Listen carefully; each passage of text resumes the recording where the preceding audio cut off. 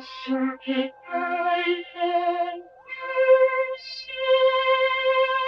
the CircuitPython Parsec today, I wanted to talk about n-hop cardinal neighbors. So this is something we're going to use a concept we're going to use to light up LEDs on this neotrellis based on a relationship to the button I press. So neighbors of the button I press an n number of hops away and in cardinal directions. What does that look like? If I press a button in the middle right here, and I have it set to 1 hop. This, by the way, I have this kind of dark so you can see it, but this is an 8x4 neotrellis.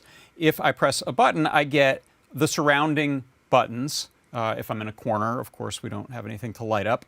And this currently is set at 1 hop. If I go ahead in my code and just change this user variable distance, let's say to 3, and resave the code here, you can see now that when I press a button, it's going to be 3 points away, which again is too far for some points to see 4 of those light up. But you can see what it's doing. It's running through the grid of LEDs on here and heading out 4 or 3 or 2 or 1 or 0. So the way this sort of n-hop neighbor relationship works, you can see here I'm setting up the trellis, just a high-level library, trellis M4 Express. Makes it easy to use the buttons and the LEDs on it without a lot of finagling. I'm setting up the brightness level at 0.1 just so that it doesn't blast out the camera. And I'm telling I've got a couple variables here to say that I've got a width of 8 and a height of 4. This is this user variable, so if I set this to, let's say, 0, we're just going to light up 1 button. The main function I have here is this light at distance, and we feed it an x and a y coordinate, a distance value, and then the color that we want to light things up at. And what we do is we run through the y and the x, or the x and the y, to turn off all of the pixels first. So I just set them all to 0. There might be a more convenient command for that, but that's what I'm doing. It's just running through them all, turn them all off. Then I light up the button that's been pressed. So the pressed one is going to be magenta. And I check. If the distance is 0, I'm done, because I don't need to calculate anyone else.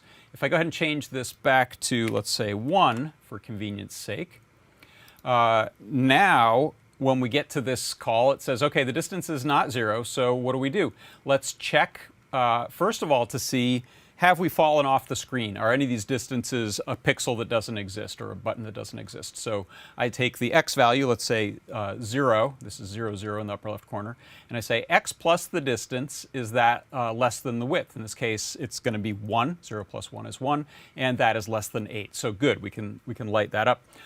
Then we're also checking the right boundary, the left boundary, the vertical boundary on the top, and the vertical boundary on the bottom. So if all of those are available, then we light up that distance away. The main loop just tracks through this and also keeps track with state by setting making a little set called last pressed, and during the main loop a set called pressed, and we just compare those so that we know that we don't have to loop through it endlessly. We've pressed one and we're waiting for the next press. And so that is related to something I want to take a look at with things like making cool light-up effects on keyboards. You see a lot of mechanical keyboards do some neat starburst effects and things like that when you press a key, as well as relationships between keys for things like MIDI keyboards on these types of pads.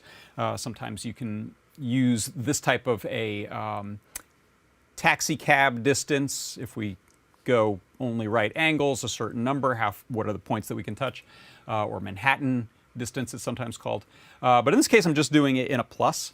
And so we'll look at some more developed examples in the future. But this is the most simple example I could come up with of how to light up LEDs that are n distance hops away in the cardinal directions from a button inside of CircuitPython.